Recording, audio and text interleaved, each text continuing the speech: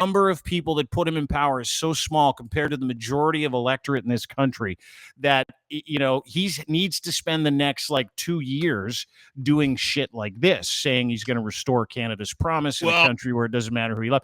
I don't know that he necessarily believes that because he's voted against gay marriage, even though his father is openly gay. So, I mean, it remains to be seen if the things that he's going to start saying now, assuage or bring people over who also hate Trudeau, but they're just afraid and can't imagine themselves voting conservative. That's his job. Like, listen, if we're going to look at this from a third party lens, you can't look at it through your bias. Do I like him? No, I've never said a bad word about the man in my life. However, if you zoom out and you go, okay, well, what is this politically? Because this is here to stay. This kind of politics is here to stay. But he's going to have to get all kinds of people who aren't real to vote for him. Now, what do I mean by that? Thanks for asking. Do you know a guy named Luc Lebrun from Press Progress? This gentleman here? I do not. He's one of the lead columnists for Press Progress. It is a very heavily left-leaning publication. Great guy. I think they do some good work and uncover some really wacky shit.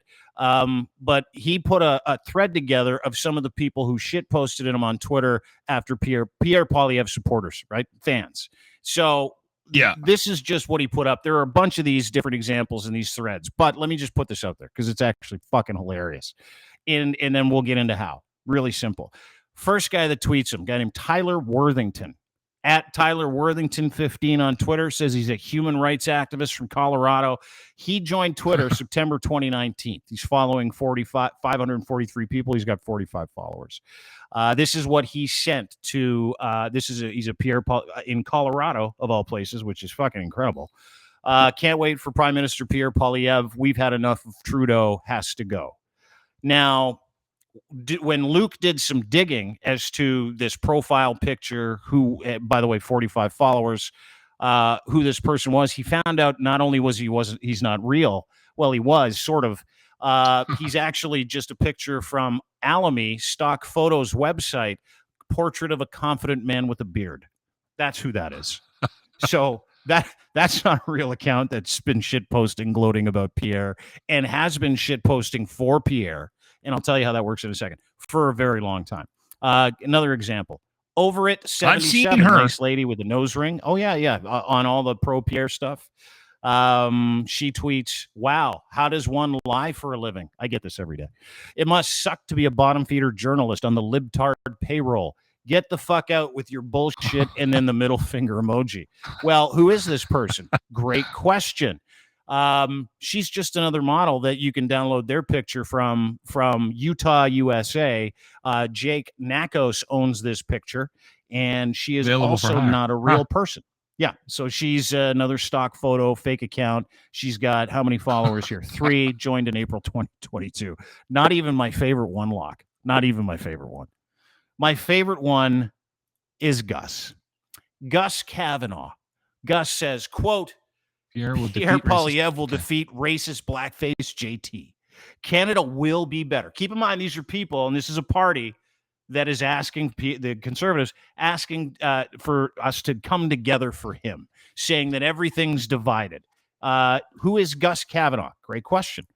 Gus Kavanaugh is this guy, old man with cigarette. Fake account, started June 2022, again, brand new account. And Gus is this guy they purchased. Like a school woodworking class, because he looks like a guy that teaches woodworking at a high school. That's funny. Portrait elderly man with a gray beard, glasses, on grass, smoking cigarette. Yeah.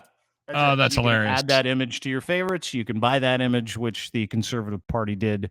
And what do they do with these? Great question. What they do is they pay a company called AIQ. A lot of different politicos do. Whether you're NDP, liberal, blah, blah, blah, blah, blah. Doesn't matter. AIQ is an arm of a company called Cambridge Analytica. Does that ring a bell? Mm-hmm. Donald Trump, Steve Bannon's company, who's in jail right now. Donald Trump going to jail. And what they do is they farm out data points, but they do a little bit more than farming out data points. So you, Lochlin, have an online profile that they own. And that online profile has 3,000 data points at least about what you're interested in, what you click on, what you rage about, what you get happy about.